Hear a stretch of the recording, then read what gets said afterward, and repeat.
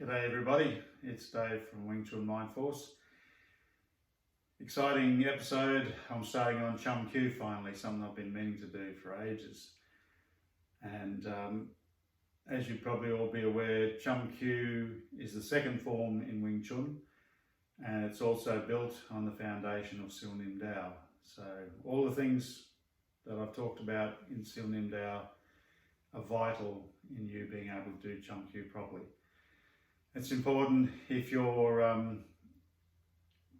been studying Wing Chun for a year or two, don't rush into Chum Kiu. It's much better to get quite a bit of effortless force going, really get that sensation of your whole body being one unified still thing in Siu Nim Dao, and be able to overcome quite a bit of force from your teacher or your fellow practitioners in most of the major directions in Siu Nim Dao before you go on to Chum Kiu. Otherwise you'll be sort of letting yourself down really. It's always exciting to go on to the more advanced sort of cool looking forms, but it's good when you begin to get a really solid foundation really in any art. So to start with the meaning of the words Chum Kiu in Chinese, Chum Kiu, or in English, Chum Kiu means,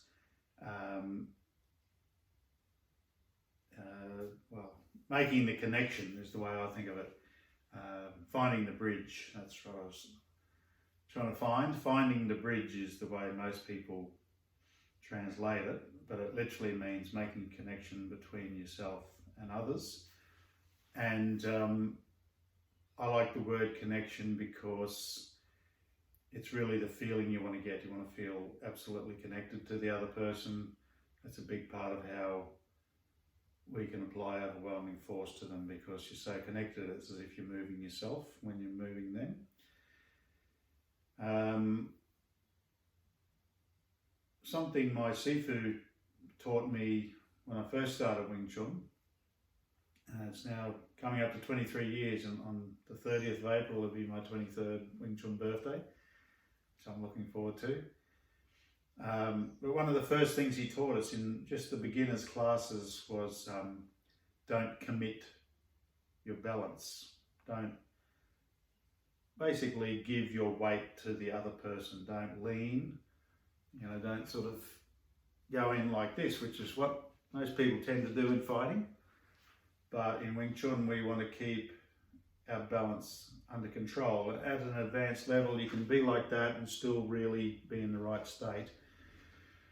But it's best, if you can, to fight with your balance perfectly under control, and for quite a long time. You should just focus on staying up and balanced, and not giving your weight away to the other person.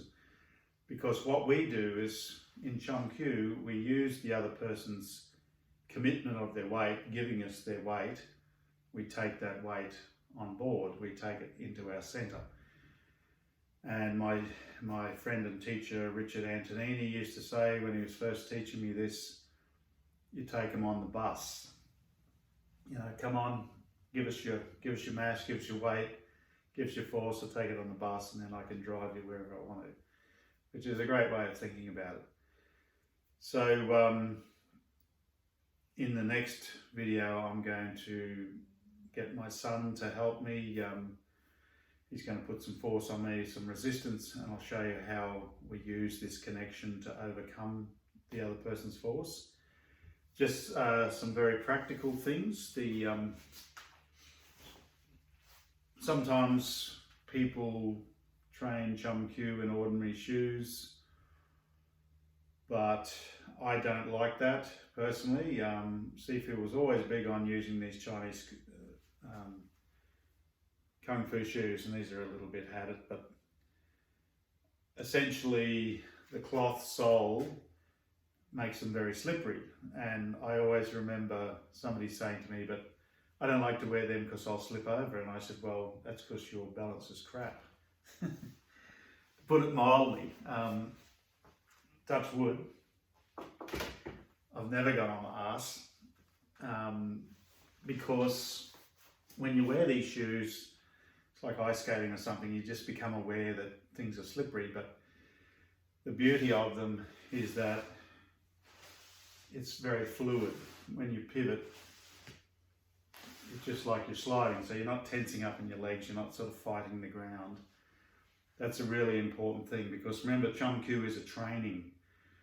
In a real fight, you're not necessarily going to look like Chum Kiu, it's just the principles of Chum Kiu are there in you.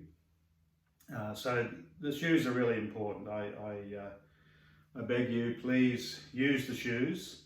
Have a nice slippery wooden floor is the very best thing. If you can get a nice polished wooden floor, or really smooth concrete. We've got tiles in our kitchen. Often when I'm doing the dishes, I pivot practice because it's nice and slippery. I've got a bit of a lino here.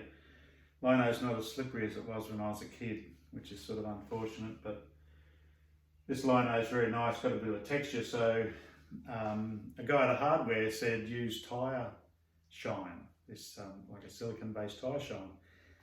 And I tell you what, I'm lucky I didn't do too much, because I sprayed just a little bit on it, and pretty soon the whole thing was slippery from just me walking around. So you just need a little bit of that stuff, and it makes things very slippery. But warn others in your family if you don't do it in the middle of the house, because people will be slipping over.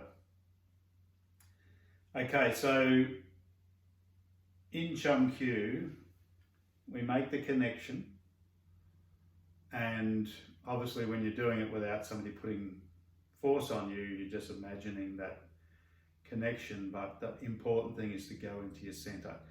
And what Chum Kiu teaches us is to do everything from the center.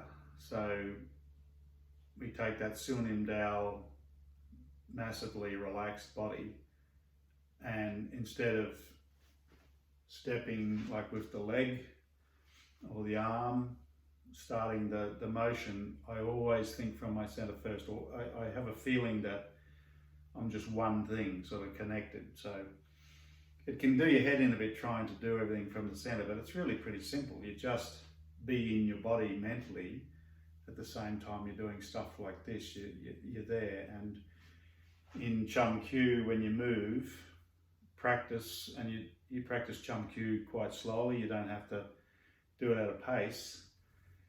Just bring your mind to that center and move from there. And another practical everyday trick is to practice Chum Kiu in daily life. I'm a Wing Chun fanatic. I pretty much think Wing Chun from morning till night, and I use all my daily activities to practice Wing Chun. So always thinking about my spine, always thinking about everything melting and softening and being filled up and empty, and I just put my mind in my center and move from that point. And I won't go further into it. When I demonstrate, I'll tell you a bit more about ways to think that'll make it work for you. So thanks very much, and I'll see you next video.